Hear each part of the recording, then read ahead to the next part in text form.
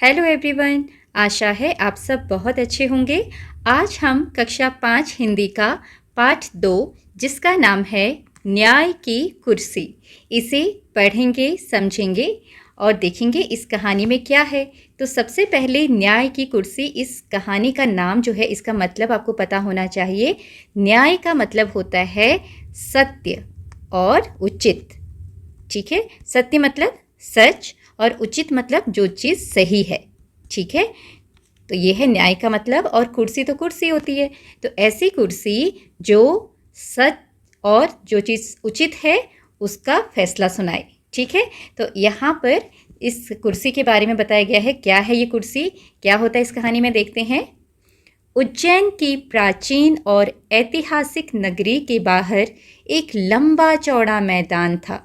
तो उज्जैन एक नगर है, ठीक है, एक शहर है उज्जैन, जो कि मध्य प्रदेश में है। मध्य प्रदेश, हमारे देश में एक राज्य है मध्य प्रदेश, उसमें एक जगह है उज्जैन, जो कि एक ऐतिहासिक नगरी है। ऐतिहासिक मतलब जिसका कोई इतिहास रहा हो, जो मतलब बहुत पुराने समय से बहुत फेमस हो किसी न किसी चीज़ के लिए। और प्राचीन मतलब होता है बहुत पुराना। तो जो उज्जैन नगर है वो पता है आपको किस चीज़ के लिए बहुत ज़्यादा जाना जाता है? महाकालेश्वर मंदिर। यहाँ उज्जैन में महाकालेश्वर मंदिर है, जो एक ऐतिहासिक मंदिर है। ठीक है, तो ये जो नगर था उसके बाहर एक लंबा चौड़ा मैदान था।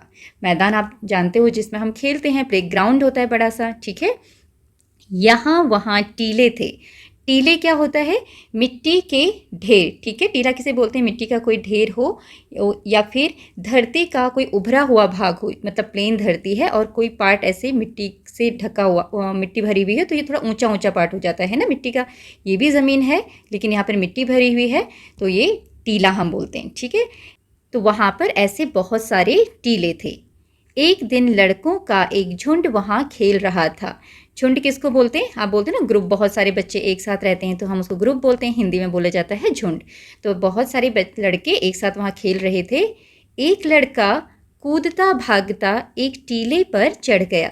तो एक लड़का, एक बच्चा जो था, इस टीले पर चढ़ गया। अचानक वह ठोकर खाकर गिर पड़ा और यहाँ पर चढ़ने के बाद उसे ठोकर लगी पैर पर और वो नीचे गिर गया। उसने इधर उधर देखा कि किस चीज़ से ठोकर लगी है। अब वो देखने लगा कि मुझे किस चीज़ से ठोकर लगी। उसको एक बड़े चिकने पत्थर के अलावा और कुछ नहीं दिखा। वहाँ पर उसने उस टीले पर एक बड़ा सा चिकना पत्थर देखा और कुछ भी नहीं था। वह उठकर गया, वो उठा, वो गिर गया था ठोकर लगने से, फिर वो उठा और अपने मित्रों को बुलाकर वह शिला दिखाई। शिला मतलब पत्थर की चट्टान। ठीक है, बड़ा पत्थर, जो बड़ा सा पत्थर होता है उसको हम शिला बोलते हैं। तो वो भाग कर गया और अपने दोस्तों को बुलाकर लेकर आया और वो बड़ा सा जो एक पत्थर था वो अपने दोस्तों को दिखाया। फिर शान से उस पर बैठकर बोला, बड़े शान से उस पर बैठकर क्या बोला, बड़े गर्व से, यह सिंहासन है मेरा, मैं राजा हूँ और तुम सब मेरे दरबारी। तुम अपने अपनी फरियाद लेकर आओ, फिर मैं उनका फैसला करूँगा। तो जो बच्चा है अब पूरे खेलने के उसमें आ गया, खेलने के मूड में आ गया। उसने क्या बोला, उस शिला के ऊपर बड़े शान से बैठ गया और बोला, यह मेरा सिंहासन है। सिंहासन क्या होता है? राजा या देवताओं का आसन। ठीक है, तो वो आसन जिसमें राजा या कोई देवता बैठते हैं उसको सिंहासन बोला जाता है। तो ये बच्चा भी उसके ऊपर बैठ गया, उस शिला के ऊपर, और बोलता है, मैं राजा हूँ और तुम सब मेरे दरबारी। दरबारी कौन होते हैं? जो राजा के दरबार में लोग होते हैं, उसके मंत्री होते हैं और भी लोग जो काम करते हैं, और जो आसपास की जनता होती है जो कुछ फरियाद लेकर आती है। फरियाद मतलब कोई शिकायत लेकर आती है, किसी की कोई परेशानी होती है तो वो राजा के पास आते हैं अपने, ताकि राजा उनकी परेशानी को दूर कर सके, उनकी शिकायत सुने और उन्हें दुख से बचा सके। तो ये सारे जो बच्चा है अपने सारे दोस्तों को बोलता है, तुम मेरे दरबारी हो और मैं राजा हूँ और तुम अपनी अपनी फरियाद लेकर आओ। फरियाद अभी बताया क्या होता है? फरियाद है कोई शिकायत। ठीक है, तो जिस, ताकि कोई समाधान हो सके। राजा क्या करता है? फरियाद सुनता है, शिकायत सुनता है, जिससे कि लोगों को समाधान मिल सके। ठीक है, और उनको दुख से बचाया जा सके। तो उसने, इस लड़के ने अपने दोस्तों को बोला, तुम ऐसी फरियाद लेकर आओ मेरे पास और फिर मैं उसका फैसला करूँगा, क्या सही है क्या गलत है, मैं ये फैसला करूँगा। अब देखो यहाँ पर बच्चे क्या करते हैं, खेलना शुरू हो गए। दूसरे लड़कों को यह खेल पसंद आया। अब जो ये खेल था राजा और दरबारी वाला, वो बाकी बच्चों को भी पसंद आया। वे एक एक करके आते और कोई काल्पनिक फरियाद सुनाते। काल्पनिक मतलब अपने मन से कुछ भी फरियाद सुनाते, कोई भी शिकायत सुनाते। अब ये तो खेल खेल रहे हैं तो खेल में कुछ भी बोलते थे, ठीक है। कोई भी कहानी बनाते, मैं ये हूँ और इसने मेरी बकरियाँ ले लीं, इस तरीके से। अब राजा कोई फैसला सुनाइए, तो अपने मन से बच्चे कोई कोई कुछ ना कुछ कहानियाँ, आप लोग भी बनाते होगे वैसी कहानियाँ सुनाते। और फिर क्या होता था, फिर गवाह बुलाए जाते। अब गवाह क्या होता है, गवाह होते हैं साक्षी, बोला जाता है, दूसरा शब्द है साक्षी। मतलब वो लोग जो सच्चाई का समर्थन करते हैं, या फिर वह व्यक्ति जिसने किसी घटना को देखा हो और उसके बारे में बता सकें, हम बोलते हैं ये गवाह है, ठीक है। मतलब ये इसने देखा था क्या हुआ और ये सच सच बता सकता है उस बारे में, तो उनको बुलाया जाता था। तो गवाह भी बनाए जाते थे, बनते थे वो लोग, ठीक है। उनकी गवाही ली जाती थी, मतलब उनकी बात सुनी जाती थी, वो क्या बताते हैं। उसके बाद राजा बना हुआ लड़का उनसे सवाल करता और अपना फैसला सुनाता। तो उसके बाद राजा क्या करता था, जो गवाह बने होते थे उनकी बातों को सुनता और फिर फैसला सुनाता था कि क्या सही है क्या गलत है, किसको सज़ा मिलेगी और किसको सही जो फैसला है, समर्थन है, वो मिलेगा। तो इस तरीके से वो खेल खेलते थे। इस खेल में उनको इतना आनंद आया कि वे रोज़ ही यह खेल खेलने लगे। आनंद मतलब अच्छा लगने लगा, कोई चीज़ में हमें खुशी मिलती है ना, बड़ा मज़ा आने लगा उनको इस खेल में। तो वो रोज़ यही खेल खेल रहे थे। शिकायतें सुनी जाती, अपराधी पेश किए जाते, बयान लिए जाते, फिर शिला पर बैठा हुआ लड़का अपना फैसला सुनाता। तो ये चीज़ें रोज़ रोज़ यही वाला खेल खेलते थे कि लोग आते थे, फरियादी आते थे, वो शिकायत करते थे, और जो अपराधी होता है, जिस पर कोई शक होता है, जो गुनहगार होता है, उसको पेश किया जाता था कि इसकी गलती है, इसने गड़बड़ की है। फिर राजा बयान लेता था उनका। बयान मतलब किसी चीज़ के बारे में कुछ वो बातें जो कही जाती हैं, कथन जो होता है या विवरण जो होता है, उसको बयान बोलते हैं। तो वो जो बोलते थे कि मैं सही हूँ, अपनी अपनी बात जो वो करते थे बच्चे, ठीक है। एज जो वो खेल खेल रहे थे कि जो अपराधी था वो अपनी बात बोलता था, जो शिकायत लेकर आया है वो अपनी बात बोलता था, तो उनकी बातों को बयान बोला जाता है। राजा वो सुनता था और उसके बाद राजा मतलब वो जो बच्चा शिला पर बैठा हुआ है वो लड़का सुनता था और फिर फैसला सुनाता था कि क्या सही है और क्या गलत है। और बच्चा जो लड़का था वो किसी एक के साथ न्याय करता था, और फिर जो गुनहगार होता था, जो गलत काम किया होता था जिसने, उसको सज़ा सुनाता था। तो ये खेलते थे, असली में कुछ किसी को सज़ा नहीं होती थी, बट ये क्या करते थे, खेलते थे इस तरीके से। बात इधर उधर फैलने लगी। अब इन बच्चों के, इन लड़कों का जो खेल है, इसके बारे में इधर उधर बातें होने लगी कि ऐसे ऐसे बच्चे हैं, वो उधर खेलते हैं, इस तरीके से लड़का फैसला सुनाता है। लोग लड़के की न्याय बुद्धि की चर्चा करने लगे। न्याय बुद्धि मतलब ऐसी बुद्धि, ऐसी समझ जो न्याय करे, जो सही गलत का फैसला करे, ठीक है। तो जो लड़का है उसकी न्याय बुद्धि की चर्चा करने लगे लोग, मतलब उसके बारे में बातचीत करने लगे और कहने लगे कि अवश्य ही उस लड़के में कोई दैवी शक्ति है। और लोग क्या कहने लगे, अगर वो लड़का इतने अच्छे फैसले करता है तो इसका मतलब उसके अंदर ईश्वर की शक्ति है। दैवी शक्ति किसको बोला जाता है, ईश्वर की शक्ति होना, ठीक है, देवताओं की शक्ति होना, देवताओं की ताकत होना। एक दिन दो किसानों के बीच ज़मीन को लेकर झगड़ा उठ खड़ा हुआ। अब वहाँ पर उस नगर में क्या हुआ कि दो किसानों के बीच में ज़मीन को लेकर झगड़ा हो गया। कुछ भी झगड़ा हुआ होगा कि मेरी ज़मीन है, इसकी है, उसकी है, तेरी नहीं है, जैसे कुछ भी। तो मामला गंभीर था। अब जो मामला था वो बड़ा ही गंभीर था। मतलब गंभीर किसे बोलते हैं, जिसका अर्थ तक पहुँचना कठिन हो, जो बहुत ही मुश्किल हो, जिसका फैसला जल्दी नहीं हो सकता, लोगों को समझ ही नहीं आता कि क्या करें इसमें, ठीक है। तो ऐसा मामला था। टीले वाले लड़के की इतनी चर्चा थी कि वे राजा के दरबार में जाने के बजाय उसी के पास गए। अब हुआ क्या, अब ये जो लड़का, टीले वाला लड़का था, उसकी इतनी चर्चा थी, उसकी इतनी बातें होती थी उसकी न्याय बुद्धि के बारे में कि ये जो दो किसान थे जो ज़मीन को लेकर लड़ रहे थे, वो राजा के पास नहीं गए, इस लड़के के पास गए कि हमारा फैसला करो, हमारी जो परेशानी है इसका फैसला करो। फिर क्या हुआ, और उसको अपने झगड़े के बारे में बताया, ठीक है। तो ये दोनों किसान इस लड़के के पास गए और उसे अपने झगड़े के बारे में बताया। लड़के ने बड़ी गंभीरता से दोनों किसानों के बयान सुने। अब लड़के ने इन दोनों किसानों की बातें सुनी बड़े ध्यान से। उसके बाद उसने जो फैसला दिया उसे सुनकर वे दंग रह गए। दंग मतलब होता है हैरान, ठीक है।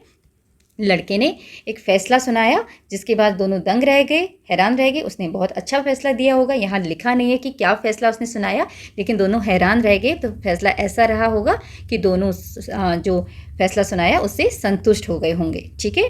उस दिन के बाद से तो नगर के सभी लोग अपनी फरियाद लेकर यहीं आने लगे। फरियाद का मतलब अभी बताया था आपको। फरियाद का मतलब क्या होता है कि अपनी शिकायत लेकर उसी के पास आने लगे, ठीक है। तो उस लड़के ने इतना अच्छा फैसला सुनाया कि उस आगे से मतलब जो भी परेशानी होती थी, जो भी लोगों के बीच में दिक्कतें होती थी, उसका फैसला करने के लिए लोग उस लड़के के पास आने लगे अपनी फरियाद लेकर। राजा के दरबार में कोई न जाता और सारे के सारे लोग इसी लड़के के पास आएंगे तो राजा के दरबार में कोई नहीं जाता था, क्योंकि लड़का ही इतना अच्छा फैसला सुना देता था। और ऐसा कभी नहीं हुआ कि लड़के के फैसले से उन्हें संतोष न हुआ हो।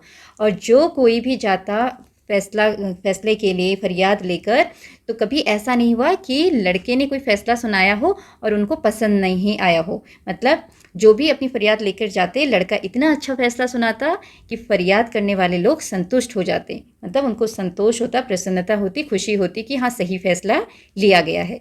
फिर क्या हुआ, इस वजह से कोई राजा के पास नहीं जाता। धीरे धीरे यह बात राजा के कानों तक पहुंची। अब धीरे धीरे ये वाली बात राजा तक भी पहुंच गई कि भाई ऐसा लड़का है जो फैसले सुनाता है और सारे लोग वहां पर जाते हैं और यहाँ तो अब कोई नहीं आता। तो उसकी बात राजा तक पहुंच गई।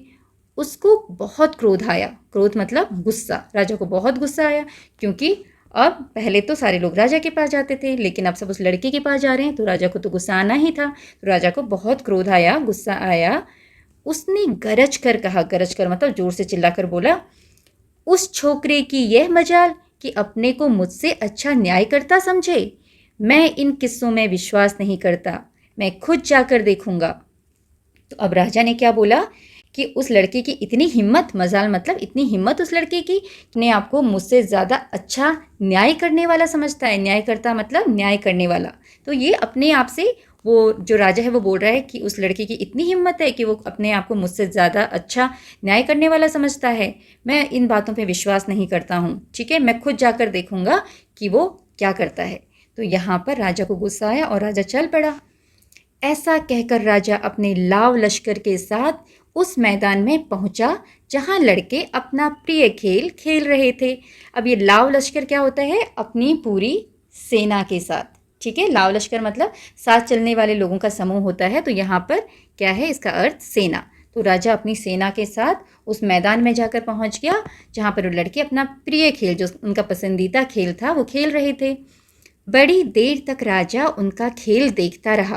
राजा चुपचाप खड़े होकर उन बच्चों का खेल देखता रहा कुछ देर तक। तो वह स्तंभित रह गया। स्तंभित मतलब आश्चर्यचकित रहना, ठीक है। आश्चर्य में रहना, उनको देखकर वह आश्चर्यचकित रह गया। उसने अपने मंत्री से कहा, अब राजा ने अपने मंत्री से क्या कहा, लड़का सचमुच बहुत बुद्धिमान है। इतनी छोटी उम्र में इतनी बुद्धि का होना आश्चर्य की बात है। इसकी न्याय बुद्धि के आगे तो बड़े बड़ों को लोहा मानना पड़ेगा। तो राजा उस लड़के को जब फैसले सुनाते हुए देखता है तो उसको समझ में आता है कि लड़का सच में बहुत ही बुद्धिमान है। तो यही बात वो अपने मंत्री को बोलता है कि इतनी छोटी उम्र में बड़े आश्चर्य की बात है, इतनी बुद्धि इस लड़के में कहाँ से आई। इसकी न्याय बुद्धि के आगे तो बड़े बड़ों को लोहा मानना पड़ेगा। अब लोहा मानने का मतलब क्या है, प्रभाव स्वीकार करना। कोई कितना अच्छा है, किसी में कितनी श्रेष्ठता है, कौन कितना अच्छा है, इस बात को स्वीकार करना, इसको बोला जाता है लोहा मानना। जैसे आप कह सकते हैं क्रिकेट में विराट कोहली का लोहा सब मानते हैं, क्योंकि क्रिकेट में विराट कोहली बहुत अच्छा है ना, वो श्रेष्ठ है। तो इस तरीके से हम वाक्य से समझ सकते हैं कि लोहा मानने का अर्थ क्या होता है, किसी की श्रेष्ठता को स्वीकार करना, किसी की जो अच्छी चीज़ है, जो उसमें काबिलियत है, उसको मानना, उसका प्रभाव मानना, ठीक है। तो यहाँ पर राजा बोलता है कि इसकी न्याय बुद्धि के आगे तो बड़े बड़े लोगों को भी इसकी श्रेष्ठता को मानना पड़ेगा। उसी समय किसी ने राजा को बताया, अब राजा को किसी ने क्या बताया, लेकिन महाराज यह तो रोज वाला लड़का नहीं है, वह बीमार हो गया है, इस कारण कोई नया ही लड़का टीले पर बैठा है। तो हुआ क्या, राजा जिस लड़के को देख रहा था न्याय करते हुए, वो लड़का नहीं था जो इतने दिनों से टीले पर बैठकर न्याय कर रहा था, ये दूसरा ही लड़का था। तो ये बात किसी ने राजा को बताई। तो राजा क्या बोलता है, यह तो और भी आश्चर्य की बात है। बोलते ये तो बहुत ही हैरानी की बात है। क्यों, क्योंकि पहले वाला लड़का भी इतने अच्छे निर्णय ले रहा था, है ना, इतने अच्छे फैसले सुना रहा था, और ये नया लड़का भी इतने अच्छे फैसले सुना रहा है। इसका मतलब हो न हो पत्थर की इस कुर्सी में ही कोई चमत्कार है। राजा बोलता है ये लड़कों में नहीं, ये तो लगता है ये पत्थर की जो कुर्सी है यही चमत्कारी है, इसमें ही कोई चमत्कार है। मैं इसकी जांच करूंगा। जांच करूंगा मतलब जैसे चेक करते हैं ना किसी चीज़ को, क्या सही है गलत है क्या है उसके बारे में पता करना। तो राजा बोलता है मैं इस कुर्सी की जांच करूंगा। देखो कितनी सुंदर कुर्सी है। ठीक है, अब हुआ क्या, राजा का इशारा पाते ही उस स्थान को खोदकर पत्थर को बाहर निकाला गया। अब जैसे राजा ने इशारा किया, राजा ने आदेश दिया कि इस पत्थर को खोदकर बाहर निकालो, तो उस स्थान को खोदकर, उस जगह को खोदकर उस पत्थर को बाहर निकाला। राजा ने देखा कि वह पत्थर नहीं, बहुत ही सुंदर सिंहासन था। तो वैसे तो बाहर से देखने से पत्थर सा लग रहा था क्योंकि चारों तरफ उसके मिट्टी विट्टी थी, ठीक है। लेकिन जब उसे पूरा बाहर निकाला गया तो क्या था वो पत्थर नहीं, वो बहुत ही सुंदर सिंहासन था। उस पर बहुत बारीक और खूबसूरत मूर्तियां खुदी हुई थीं। देखो यहाँ पर कितना सुंदर इसमें डिज़ाइन बनाया हुआ है। तो पतली पतली, बारीक मतलब पतली पतली यहाँ पर मूर्तियां बनी हुई थी, इसमें डिज़ाइन बने हुए थे। उसके चारों पायों पर 4 देवदूतों की मूर्तियां बनी हुई थी। पायों मतलब होता है पैरों पर, जैसे कुर्सी के 4 पैर होते हैं तो उसमें देवदूत की मूर्तियां बनी हुई। देवदूत मतलब जो राजा के दूत होते हैं। तो देखो एक मूर्ति है, ये मूर्ति बनी है। ऐसे पीछे भी जो चारों पैर हैं, 2 और हैं, तो उनमें भी मूर्तियां बनी हुई थी। फिर क्या हुआ, चारों ओर खबर फैल गई। अब इस बात की खबर चारों तरफ नगर में फैल गई कि ऐसी ऐसी कुर्सी है जो कि मिली है। ठीक है, बात ही बात में वहाँ अच्छी खासी भीड़ जमा हो गई। अब उस कुर्सी को देखने के लिए वहाँ अच्छी खासी भीड़ जमा हो गई, मतलब बहुत सारे लोग वहाँ पर इकट्ठा हो गए। विद्वान पंडितों ने बताया कि वह कोई ऐसा वैसा सिंहासन नहीं था, सदियों पुराना राजा विक्रमादित्य का सिंहासन था। तो जो भी विद्वान और पंडित लोग थे उन्होंने क्या बताया, ये कोई एक साधारण सिंहासन नहीं है। ठीक है, ऐसा वैसा सिंहासन मतलब कोई साधारण सा सिंहासन नहीं है, ये सदियों पुराना, सदी, एक सदी किसको बोलते हैं, 100 वर्ष को। ठीक है, तो कई 100 वर्ष पुराना राजा विक्रमादित्य का सिंहासन है। तो एक सदी में तो 100 वर्ष होते हैं, सदियों पुराना मतलब कई 100 वर्ष, कई 100 वर्ष पुराना राजा विक्रमादित्य का सिंहासन था। तो कोई राजा थे विक्रमादित्य, ठीक है, एक महान राजा थे विक्रमादित्य, तो ये उनका सिंहासन है। ठीक है, उस समय पहले, सदियों वर्षों पहले राजा विक्रमादित्य इस सिंहासन पर बैठा करते थे। राजा विक्रमादित्य अपने न्याय और विवेक के लिए बहुत प्रसिद्ध थे। जो राजा विक्रमादित्य थे वो न्याय के लिए, मतलब वो सच और उचित निर्णय देने के लिए बहुत प्रसिद्ध थे। और विवेक, विवेक क्या होता है, बुद्धिमत्ता, उनका जो बहुत ही बुद्धिमान थे, तो उसके लिए वो बहुत प्रसिद्ध थे। राजा ने, अब जो ये राजा थे जो अभी हैं, उनने क्या किया, राजा ने आज्ञा दी कि सिंहासन को ले जाकर राज दरबार में रख दिया जाए। तो अब राजा ने बोला अपने सैनिकों को इस सिंहासन को लेकर जाओ और राज दरबार में रख दो। ठीक है, अपने महल में ले गए। उसने कहा मैं इस पर बैठकर अपनी प्रजा की फरियाद सुनूंगा और उनका फैसला करूंगा। तो राजा क्या बोलता है कि अब मैं इस पर बैठूंगा और अपनी जो प्रजा है, जो लोग हैं मेरी नगर के, उनकी फरियाद, उनकी शिकायतों को सुनूंगा और फैसला करूंगा। अगले दिन राजा दरबार में आया और सीधे उस सिंहासन की ओर बढ़ा। तो अगले दिन जब राजा आया, उस सिंहासन की ओर बढ़ा ताकि वो उस पर बैठे। वह उस पर बैठने ही वाला था कि किसी की आवाज़ सुनाई दी, ठहरो। तो जैसे ही राजा उस पर बैठने वाला था, किसी की आवाज़ आई। क्या आवाज़ आई, ठहरो, मतलब रुको। राजा ने रुककर चारों ओर देखा। राजा रुका और उसने इधर उधर चारों ओर देखा, कोई नज़र नहीं आया। राजा को वहाँ कोई भी नज़र नहीं आया ऐसा बोलने वाला। वह फिर सिंहासन की ओर बढ़ा, फिर आगे बढ़ने लगा उसमें बैठने के लिए। फिर इसी प्रकार आवाज़ आई, फिर से आवाज़ आई, ठहरो। ठीक है, इस बार राजा ने आश्चर्य से देखा कि सिंहासन के एक पाए पर बनी मूर्ति बोल रही है। अब जब राजा ने ध्यान से उस सिंहासन को देखा तो उसने क्या देखा, उसे बड़ा आश्चर्य हुआ, उससे बड़ी हैरानी हुई। क्यों, क्योंकि उस सिंहासन के एक पाए पर, मतलब एक पैर पर बनी हुई जो मूर्ति थी वो बोल रही थी। अभी हमने देखा ना, इस सिंहासन पर बहुत सारी मूर्तियां बनी हैं अलग अलग। ये देखो यहाँ पर इस सिंहासन के इस पैर पर ये एक मूर्ति बनी हुई है। तो इस मूर्ति से आवाज़ आई। मूर्ति ने कहा, क्या तुम इस सिंहासन पर बैठने योग्य हो? क्या तुम्हें पूरा विश्वास है कि तुमने कभी चोरी नहीं की है? अब मूर्ति राजा से प्रश्न कर रही है, प्रश्न पूछ रही है, क्या तुम इस सिंहासन पर बैठने योग्य हो? बैठने योग्य मतलब बैठने लायक। क्या तुम अपने आप को इस सिंहासन पर बैठने लायक समझते हो? क्या तुम्हें पूरा विश्वास है कि तुमने कभी चोरी नहीं की है? तो राजा से पूछ रही मूर्ति, क्या तुमने कभी चोरी नहीं की है? तो राजा ने लज्जा से सर झुका लिया। लज्जा मतलब शर्म से। क्यों? यस, राजा क्या बोलता है, यह सच है कि हाल में ही मैंने अपने एक दरबारी की ज़मीन पर कब्जा कर लिया था क्योंकि मैं उससे नाराज़ हो गया था। तो राजा यहाँ पर सच बता रहा है कि अभी कुछ ही समय पहले मैंने अपने दरबार के एक आदमी की ज़मीन पर कब्जा कर लिया, मतलब उससे उसकी ज़मीन ले ली क्योंकि मैं उस आदमी से नाराज़ था, उस दरबारी से नाराज़ था, इसलिए मैंने उसकी ज़मीन ले ली। फिर मूर्ति क्या बोलती है, तब तो तुम इसके योग्य नहीं हो, मतलब तब तुम इस कुर्सी में बैठने लायक नहीं हो। योग्य मतलब इसके लायक होना। मूर्ति ने कहा, तुमको 3 दिन तक प्रायश्चित करना होगा। यह कहकर मूर्ति अपने पंख फैलाकर आकाश में उड़ गई। अब मूर्ति ने क्या बोला कि तुम्हें 3 दिन तक प्रायश्चित करना होगा। प्रायश्चित करना मतलब पश्चाताप करना। जैसे अगर हम कोई गलती कर देते हैं या कोई पाप कर देते हैं तो उसके लिए हमें दुख होता है, खेद होता है ना, कि हमें महसूस होता है कि हमने गलती कर दी और हम उस गलती को ठीक करने के लिए कुछ अच्छा करना चाहते हैं, अच्छा करने की कोशिश करते हैं ना, उसे बोलते हैं पश्चाताप करना या प्रायश्चित करना। तो यहाँ पर मूर्ति ने राजा को बोला कि तुम्हें 3 दिन तक प्रायश्चित करना पड़ेगा। राजा ने 3 दिन तक उपवास किया। उपवास मतलब व्रत रखना, कुछ खाते पीते नहीं है, उसको बोलते हैं उपवास करना। और प्रार्थना की और भगवान से प्रार्थना की, माफ़ी मांगी।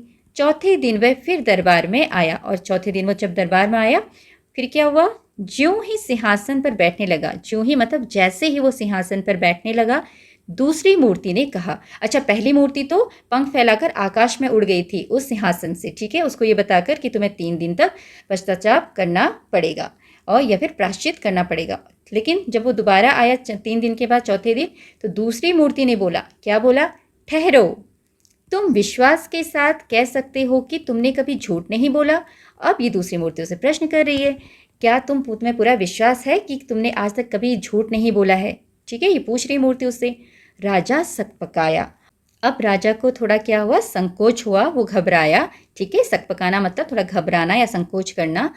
झूठ तो उसने किसी न किसी मुसीबत से बचने के लिए कई बार बोला था। राजा ने झूठ तो कई बार बोला था मुसीबतों से बचने के लिए या परेशानी से बचने के लिए। राजा पीछे हट गया, मतलब वो आगे बढ़ रहा था कुर्सी में बैठने के लिए, तो थोड़ा पीछे हट गया। दूसरी मूर्ति भी पंख फैलाकर आकाश में उड़ गई। अब वो दूसरी मूर्ति भी पंख फैलाकर आकाश में चली गई। राजा को समझ आ गया कि उसे फिर से प्रायश्चित करना पड़ेगा। फिर क्या हुआ, राजा ने 3 दिन तक फिर उपवास और पूजा पाठ किया। ठीक है, फिर से प्रायश्चित करने के लिए फिर से उसने व्रत किया और पूजा पाठ की। तीसरी बार वह फिर सिंहासन पर बैठने के लिए आगे बढ़ा। अब वो फिर आया तीसरी बार बैठने के लिए। हिचकिचाते हुए वह आगे बढ़ा। वह बैठने ही वाला था कि तीसरी मूर्ति ने पूछा, बैठने के पहले यह बताओ कि क्या तुमने कभी किसी को चोट नहीं पहुंचाई है। तो यहाँ पर राजा जो है जैसे ही सिंहासन की ओर बैठने वाला था और वो थोड़ा हिचकिचाते हुए आगे बढ़ा। हिचकिचाना मतलब थोड़ा डर महसूस करना या संकोच करना या झिझकना, ठीक है, कि बैठूं कि नहीं बैठूं, क्या होगा, क्योंकि अभी तक उसको बैठने का मौका ही नहीं मिला था। इससे पहले उसकी गलतियाँ बता दी गई थी, है ना, कितनी कमियाँ हैं उसकी उसमें, तो इसलिए वो थोड़ा डर महसूस कर रहा था, संकोच कर रहा था या शर्म कर रहा था। तो जैसे ही फिर वो आगे बढ़ा, तीसरी मूर्ति ने उससे क्या पूछा कि बैठने से पहले ये बताओ, क्या तुमने कभी किसी को चोट नहीं पहुंचाई है, किसी को नुकसान नहीं पहुंचाया है। राजा पीछे हट गया। इसका मतलब राजा ने चोट पहुंचाई है किसी न किसी को, इसलिए वो थोड़ा पीछे हट गया, वो नहीं बैठा। तीसरी मूर्ति भी अपने पंख फैलाकर उड़ गई। ठीक है, अब तीसरी मूर्ति भी उड़ गई क्योंकि प्रश्न पूछने के बाद हर एक मूर्ति वहाँ से उड़ जा रही थी। फिर 3 दिन तक उपवास और प्रार्थना करने के बाद राजा सिंहासन की ओर बढ़ा और फिर से राजा ने 3 दिन तक प्रायश्चित किया, उपवास किया और प्रार्थना की और फिर से सिंहासन की ओर बढ़ा उसमें बैठने के लिए। उसके पैर लड़खड़ा गए। यहाँ पर पैर लड़खड़ाना का मतलब है जैसे पैर कांपना डर से, है ना, ठीक से चल ना पाना। अब वो डर रहा था, घबरा रहा था कि अब क्या होगा। हर बार कोई ना कोई प्रश्न लेके जो मूर्तियाँ हैं वो आती हैं और राजा को रुकना पड़ता है, पीछे हटना पड़ता है। तो इस बार भी उसके जो पैर हैं इस बार वो कांपने लगे। चौथी मूर्ति ने कहा, अब चौथी मूर्ति ने क्या कहा, ठहरो। चौथी मूर्ति ने भी यही बोला, जो लड़के इस सिंहासन पर बैठते थे वे भोले भाले थे, उनके मन में कलुष नहीं था। अगर तुमको विश्वास है कि तुम इस योग्य हो तो इस सिंहासन पर बैठ सकते हो। तो मूर्ति इस राजा को बोल रही है कि जो लड़के सिंहासन पर बैठते थे वो बड़े भोले भाले थे। बच्चे तो भोले भाले होते हैं और उनके मन में कलुष नहीं था। कलुष मतलब होता है मैल, अपवित्रता या पाप या दोष। मतलब उनका जो दिल था बहुत साफ था। बच्चों का दिल साफ था, उसमें कलुष नहीं था, उसमें कोई मैल नहीं था। अगर तुमको विश्वास है कि तुम इस योग्य हो, तुम्हें लगता है कि तुम इस योग्य हो, तुम्हारे दिल में भी किसी के लिए कोई मैल नहीं है, कोई अपवित्रता नहीं है, कोई दोष नहीं है, तब तुम इस सिंहासन पर बैठ सकते हो। राजा बड़ी देर तक सोचता रहा। अब राजा सोचता रहा कि क्या करूं, ठीक है। फिर उसने अपने मन ही मन कहा, उसने मन ही मन क्या कहा अपने आप को, अगर एक लड़का इस पर बैठ सकता है तो भला मैं क्यों नहीं बैठ सकता हूँ। अब राजा अपने आप को बोल रहा है कि अगर वो लड़का बैठ सकता है तो मैं क्यों नहीं बैठ सकता हूँ, मैं राजा हूँ, ठीक है। मुझसे ज़्यादा धनवान, बलवान और बुद्धिमान भला और कौन होगा, ठीक है। मैं अवश्य इस सिंहासन पर बैठने योग्य हूँ। अब यहाँ पर देखो राजा क्या करने लगा है, घमंड करने लगा है। वो बोलता है कि अगर वो लड़का बैठ सकता तो मैं क्यों नहीं बैठ सकता, मैं तो राजा हूँ, है ना, मैं धनवान हूँ, मैं बहुत पैसे वाला हूँ, मैं शक्तिशाली हूँ, बुद्धिमान हूँ, है ना, और मुझसे ज़्यादा बुद्धिमान भला और कौन होगा। तो ये सारा क्या दिखा रहा है कि राजा बहुत घमंड कर रहा है, ठीक है। मैं अवश्य इस सिंहासन पर बैठने योग्य हूँ। राजा अपने आप को क्या बोलता है, मैं तो इस सिंहासन पर बैठने योग्य हूँ, बैठने लायक हूँ। फिर देखो क्या हो गया कहानी में। यह कहकर राजा सिंहासन की ओर दृढ़ कदमों से बढ़ा। दृढ़ कदमों से मतलब मजबूती से, ठीक है, एकदम मजबूत होकर राजा सिंहासन की ओर बढ़ा। लेकिन उसी समय चौथी मूर्ति पंख फैलाकर सिंहासन समेत आकाश में उड़ गई। और चौथी बार क्या हुआ, मूर्ति तो उड़ गई और साथ साथ में अपने साथ क्या लेके चली गई, उस सिंहासन को भी लेकर उड़ गई, सिंहासन भी चला गया। तो यहाँ पर राजा को इस कुर्सी पर बैठने का मौका ही नहीं मिला, क्योंकि राजा के अंदर कोई ना कोई कमी तो थी। हर बार वो कोशिश करता था जो भी उसकी कमियां हैं वो दूर करने की और उनका प्रायश्चित करने की, लेकिन आखिरी बार में भी क्या हुआ, उसके अंदर घमंड आ गया, है ना, और कुर्सी जो है वो चली गई किसके साथ, उस मूर्ति के साथ, ठीक है।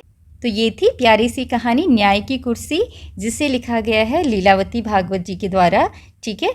और आशा है आपको ये कहानी बहुत पसंद आई होगी और इसमें जो भी बातें आपको समझाई गई हैं वो समझ में आई होंगी। और अगले वीडियो में हम इसके क्वेश्चन आंसर और बाकी एक्सरसाइजेस कंप्लीट करेंगे। Thank you for watching.